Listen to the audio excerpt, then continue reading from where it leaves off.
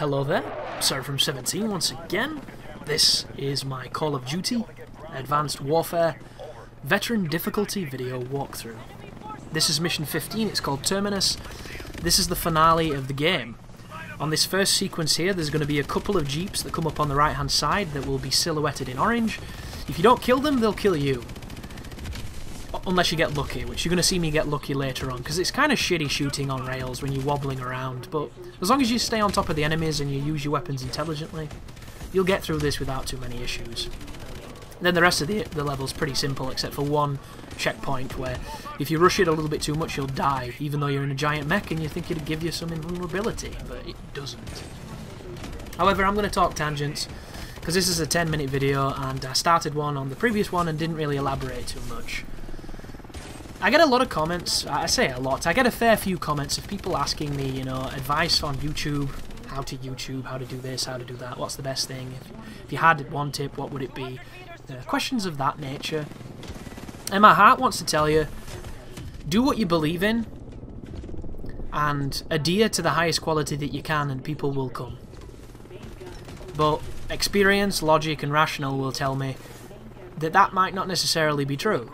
Because my channel and a lot of other people's channels have high quality, great content to the person who's producing it, and squander in obscurity because, you know, the people didn't come, or the people can't find it, the people can't see it, and other channels prosper, and it can be a very frustrating thing to be a part of, just like in anything. You know, it's frustrating if you feel like you deserve recognition, or that you're working towards recognition and you don't get said recognition. It can be tough. So what I'm going to say now is the objective truth of playing the YouTube game, and the best way I see to do so, to answer a lot of these questions that I get for the people that are curious. So the first thing you want to do if you want to be successful is you need high quality. You need good gear, you need a good microphone, you need high definition, you know, capturing, direct capture. You can't be recording your TV, there's none of that DSP shit, it doesn't work. It needs to be top. Once you've got that, you can't have an opinion. Never have an opinion. If you say anything that is even remotely opinionated, you will isolate a majority of an audience you could potentially have. A lot of the biggest YouTubers you will see will do nothing but positive association with everything, regardless of if that's how they feel or not. They will put on a mask of positivity because criticism and perceived negativity is not popular on the majority of the internet, because the internet is incredibly immature. It is in its infancy, and there are a lot of people using it that aren't old enough to understand the need and appreciation for discourse or criticism. They'll just look at it as hating, trolling, whining, and they want nothing to do with it.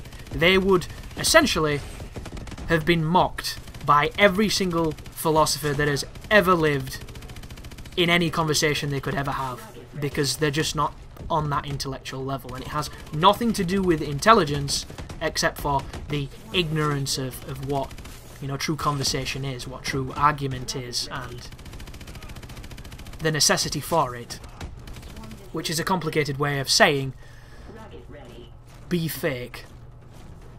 It works. And if you don't want to be fake, just be reserved and politically correct and watch what you say. Never say anything that could potentially uproar anybody, and always seem positive. It's the best way to get people. Like, if you are generally a super happy guy and you're always happy, you have a biological advantage on YouTube, because that's what people want to see. People want to see that because it's awesome. Not everybody, and don't get me wrong, I'm generalizing here, but it's easiest to generalize. If you can get a gimmick, gimmicks are amazing. Find something that the audience wants, that there's a large audience for. Look at all the popular things, do whatever that popular thing is, and work it to your advantage. A lot of people got popular by making clips of other people's gameplays and posting them on their channel. It's not that it's not hard work, it's just a very easy way of going forward. Being a channel dedicated to one thing that's popular, or a niche title that you can get, you know, something that's slightly different to other people, is also a great way to do it as well. And then lastly, because I want to speed up here because it's not really needed, this section is all about patience and isolating the ASTs before you push forward. Even though there's no timer on the screen, this is still timed, this sequence, and if you're too slow you'll fail, which is a little bit silly, but it is what it is.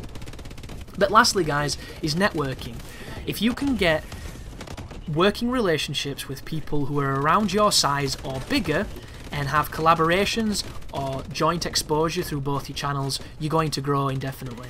And if you continue to do that, then you're going to be perfectly fine. And then lastly is advertising. There are numerous sites from NeoGAF to Reddit to specific sites like walkthrough channels and GameFAQs and IGN's boards and all that kind of stuff, where there is a community of people who will be able to get exposed to your content by marketing it there. And all publicity is good publicity, unless you're Lindsay Lohan. And that's pretty much it.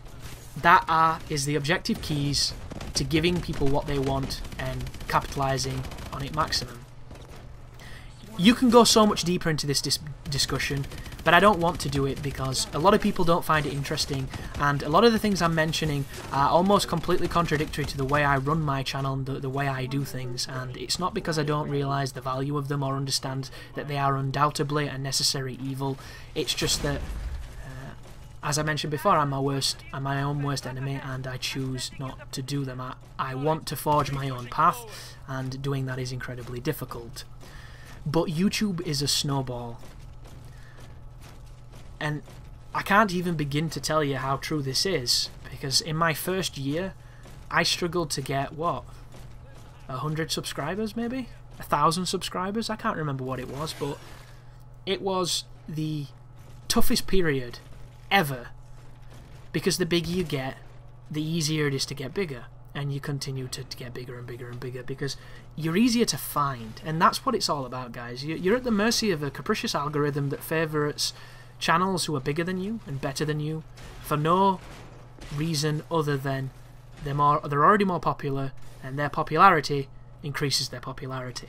And if you're going to try to make YouTube your job, or to try and make money from it and sustain a lifestyle from doing it, because whatever you want to do it for, artistic reasons, you love gaming, whatever it is, you have to appreciate that it is incredibly hard to do that unless you get lucky or you adhere to those things I just mentioned. And it's all a reflection of who you are and who you want to be represented as. Ethics and morals, all that kind of stuff, doesn't mean shit to a paycheck, doesn't mean shit to a debt collector, doesn't mean shit to the bills stacking up. However, some people just can't turn it off, and it is what it is.